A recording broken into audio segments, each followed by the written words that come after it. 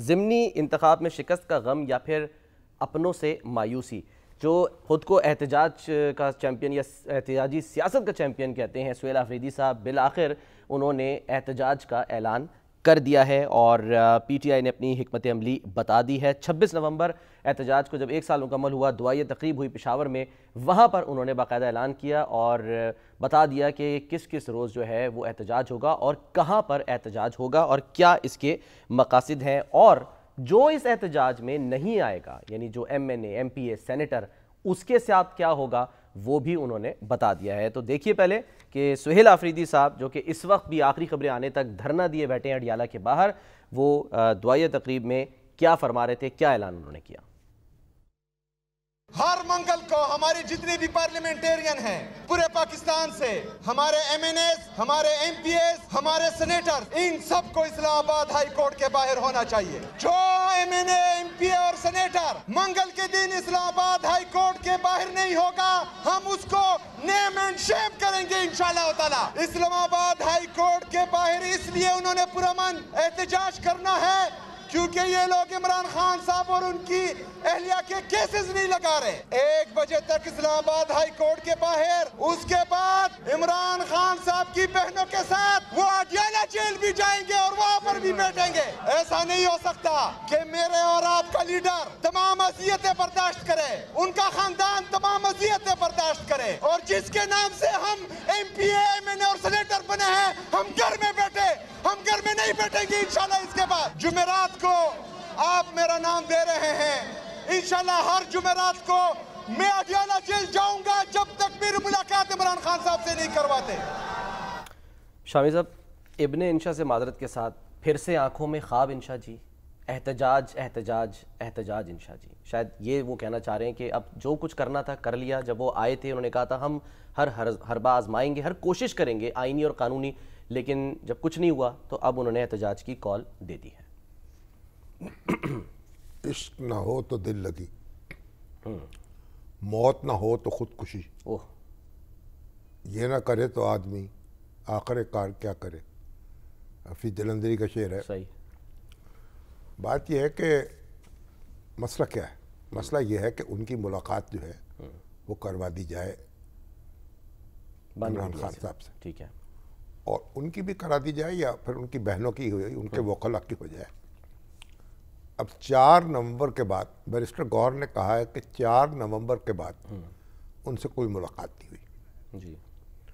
अब जो अफगान और इंडियन मीडिया है, सोशल मीडिया, हाँ जी, प्रोपेगेंडा कर रहा है, उसने प्रोपेगेंडा शुरू कर दिया कि खुदा न खास्ता इमरान खान साहब की वफात हो गई है जेल में। ये प्रोपेगेंडा हो रहा है सोशल मीडिया पे और वो भी खास वो टिपिकल अकाउंट्स हैं, और वो पुरानी तस्वीरें जो हैं वजीराबाद की, जब वो उनको चोट लगी थी, हाँ जी, गोली लगी और थी, फिर उसके बाद से पहले जब वो स्टेज से गिरे थे, पुरानी तस्वीरें चलानी शुरू कर दी। अब जो कतर का बड़ा मशहूर अखबार है अश-शर्क जी, उसके एडिटर हैं अब्दुल्ला अल-अमादी जी हाँ, वो बड़े संजीदा अखबार नवीस हैं, एडिटर हैं। उन्होंने भी ट्वीट कर दिया। हाँ जी, उन्होंने एक्स पे कहा कि भाई ये क्या हुआ, ये जो खबर है अगर झूठी है तो इससे तो फिर क्यास फैलाना मकसूद है, इंतशार फैलाना मकसूद है, और ये ऐसा क्यास होगा कि फिर इमरजेंसी भी लग सकती है, इमरजेंसी लग सकती है, फिर हालात मजीद ख़राब हो सकते हैं, इंतज़ामिया को मौका मिल सकता है सप्रेस करने का। और फिर कहा कि सदर मुर्सी की जो कहानी है वो भी दोहराई जा सकती है। अच्छा, खुदा ना करे कि ऐसा हो, जेल में, क्योंकि मिस्र के सदर जो मुर्सी थे वो जेल में इंतकाल कर गए थे, पुरस्कार कहते हैं हालात के, पुरस्कार हालात में। पहले तो उनके खिलाफ फौजी बगावत हुई, उनको डिथ्रोन किया गया, और उसके बाद वो वहाँ जेल में डाल दिए गए। फिर उनको मुकदमा चलता रहा, वो एक पिंजरा बना के उनको पेश किया जाता था, पिंजरे में रखा जाता था, क्या क्या तकालीफ बर्दाश्त करनी पड़ी उनको। सही। और वो जेल में ही अल्लाह को प्यारे हो गए। अखवानुल मुस्लिमून से उनका ताल्लुक़ था और वो बराह रास्त मुंतखब हुए थे अवाम के वोट से। सही।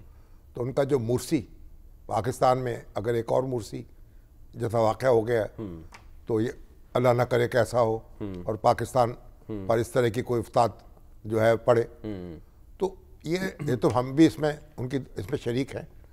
और पीटीआई ने भी बाकायदा तौर पे सर मुतालबा कर दिया है ऑफिशियली कि जी आप हमें बताएं कि क्या यानी कि इस वक्त सूरत हाल अभी है। जेल हुकाम ने एक बयान जारी किया था, उनकी खबर चली थी कि भाई वो खैरियत से हैं और सेहत उनकी अच्छी है, लेकिन अब जेल हुकाम जो है उनकी बात कौन सुनता है। तो मसला ये है कि इमरान खान साहब ज़रा जेल में हैं, हमें उम्मीद है वो महफूज होंगे, सेहतमंद भी होंगे, क्योंकि जेल हुकाम की और इंतज़ामिया की जिम्मेदारी है उनकी सेहत की हिफाजत करना, उनकी देखभाल करना। और लेकिन ये जो अफवाहें फैल रही हैं और लोगों को इश्ताल दिला रही हैं और पाकिस्तानी जो उनको उलझा रही हैं और बैरून मुल्क जो आबाद लोग हैं उनको भी एक खलफशार में मुब्तला कर रही हैं। तो इस और फिर उसके बाद मुलाकात का आज भी दिन है। हाँ जी। और मुलाकात आज भी नहीं हो सकती। हाँ जी, फ्रेंड्स की मुलाकात का दिन है, रफ़क़ा की। सोहेल अफरीदी साहब वहाँ मौजूद हैं। बिल्कुल वहाँ पर मौजूद है और इस वक्त धरना दिए वहाँ पर धरना दे के बैठे हैं। हाँ, अहमद भट्टी साहब भी हमारे साथ हैं। एहतजाज करें ना करें वो तो एहतजाज करने का देखिए ना, अगर तो वो कहते हैं हाई कोर्ट के बाहर जाएंगे कि एहतजाज करेंगे, सारे एमएनएस और सेनेटर्स वहाँ आएँ, क्योंकि एहतजाज करेंगे क्योंकि तारीख उनकी जो मुकदमा है उसकी यानी उसकी समाप्त नहीं हो रही। जी हाँ। अब वो एक तब्दीली कर दी गई थी कानून में कि ये अदालतों में जो मुकदमे हैं वो अपनी बारी पे सुने जाएंगे। ठीक है, आउट ऑफ टर्न जो है नहीं सुने आउट ऑफ टर्न नहीं सुने जाएंगे। ठीक है। अगर आउट ऑफ टर्न सुने जाने तो उसके लिए फिर अदालत को खुसूसी हुक्म देना पड़ेगा। अच्छा। तो उनको चाहिए कि पहले तो अदालत में हुक्म दे कि भाई अदालत में दरख्वास्त दायर करें कि भाई ये मुकदमा जल्द सुना जाए हमारा, उसकी वजूहात दर्ज करें। सही है। लेकिन बार वो कहते हैं वहाँ अदालत के सामने एहतजाज करेंगे। तो अदालत के सामने जो एहतजाज करना तो कोई अच्छा मामला नहीं है, लेकिन जेल में के सामने एहतजाज करना जाहिर है उस पर तो कोई एतराज़ नहीं कर सकते। मगर बुनियादी बात यह है कि इसकी नौबत क्यों आए। एक छोटी सी बात है, आप उनकी मुलाकात जो है डॉक्टर जो है उनके भाई उनको चेकअप करवा दीजिए और ख़बर आ जाए, उनकी बहनों की मुलाकात करा दीजिए, उनके वकला की मुलाकात करा दीजिए, और ताकि ये तो बाकी तो बातें होती रहेंगी ना। हम तो बार बार ये अर्ज़ कर रहे हैं ना और हाथ जोड़ रहे हैं उनके सामने, जरदारी साहब के सामने, नवाज शरीफ साहब के सामने, शहबाज शरीफ साहब के सामने, सबके सामने हाथ बांध के अर्ज़ करते हैं कि भाई ये मुल्क जो है ना ये हम सब का है, आपका भी है, हमारा भी है।